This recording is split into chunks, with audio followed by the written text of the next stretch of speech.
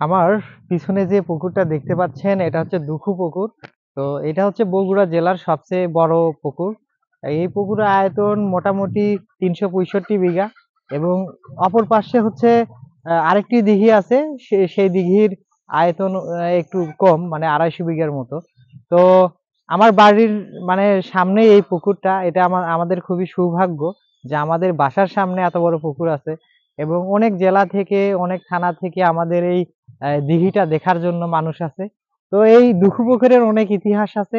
এটা নিয়ে আজকে কথা বলবো না। আজকে আপনাদেরকে আমি দেখাবো যে এই দুখু পুকুরের মানে হচ্ছে পাড়েই আমাদের বাড়ির সামনে একটা নেপালিয়ান সাগর কলার চারা আমি আজ থেকে মোটামুটি ৩.৫ বছর আগে রোপণ করেছিলাম। তো সেই জায়গায় কতগুলো কলার কাঁদি আছে সেটা দেখাবো এবং আমাদের নেপালিয়ান সাগর কলার বিয়ারিংটা আপনাদেরকে দেখাবো। আমার সাথে আসেন, দেখাই। তো এই যে এখানে আমার সিডলেস লেবু আছে, চায়না থ্রি সিডলেস লেবু বেশ কয়েকটি চারা আছে। তো এই যে দেখতে পাচ্ছেন, এটাই সেই আমার নেপালিয়ান সাগর কলার চারা। এখন হচ্ছে সূর্য ডোবার ঠিক মুহূর্ত, একটু অন্ধকার, হয়তোবা খুব বেশি ভালো ক্লিয়ার বোঝা যাচ্ছে না। এই যে দেখাও ভালো করে। তো এই যে আমাদের নেপালিয়ান সাগর কলার চারা দেখেন, একটা কাঁধির ওয়েট আমি একটু পিছনের ক্যামেরা দিয়ে একটু আমি নিজেই দেখাই, তাহলে আপনাদের বিষয়টা আরো বেশি ভালো ক্লিয়ার করতে পারবো। এই যে এইটা হচ্ছে আমাদের নেপালিয়ান সাগর কলা, দেখেন কাঁদি। এটা বেশ বেশ বড়ই কাঁদি। মোটামুটি এই কাঁদির ওয়েট আপনার ৩০ কেজি প্লাস আসবে এবং আপনার হচ্ছে এক একটা কলা দেখেন সেই বিগ সাইজের মোটা।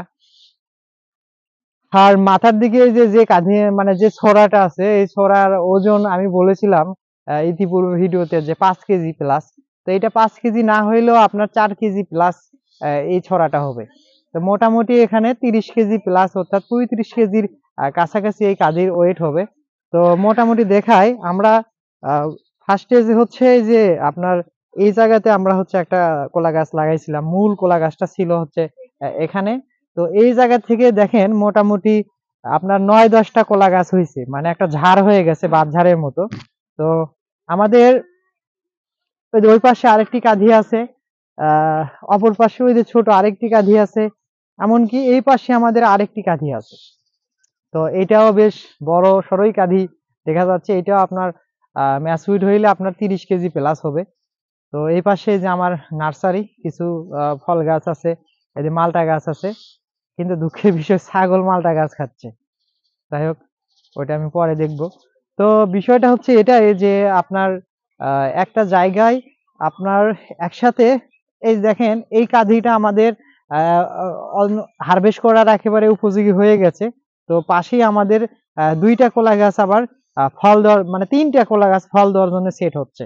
তো অনেকেই যারা সাগর কলা বা অন্যান্য কলা চাষ করেন, আপনারা বলেন যে এক জায়গায় অনেকগুলো কলা গাছ রাখলে অনেক ফলন কমে যায়। দেখেন আমি একসাথে এখানে ৪টা কলা গাছের পাচ্ছি। ধরেন এখানে ৩০ কেজি, ওই পাশে যদি এগুলো ২০ কেজি করেও হয়, তাও ধরেন মোটামুটি এদিকে আপনার ৬০ কেজি। তাহলে ৬০ কেজি আর ৩০ কেজি, ভাই হিসাব করেন কত কেজি হয়।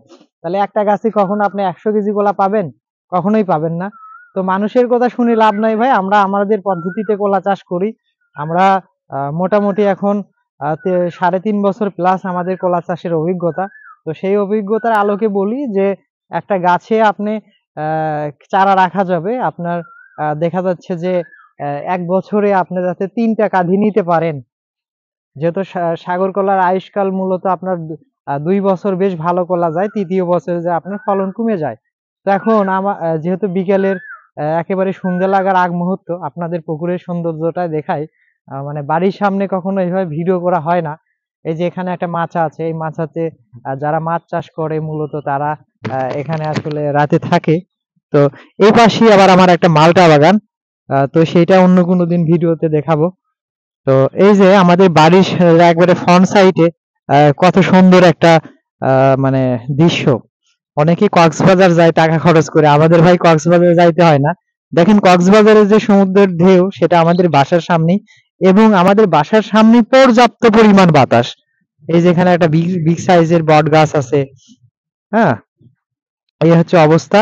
সবাই ভালো থাকবেন, আমাদের স্বপ্ন অঙ্কুরের সাথে থাকবেন।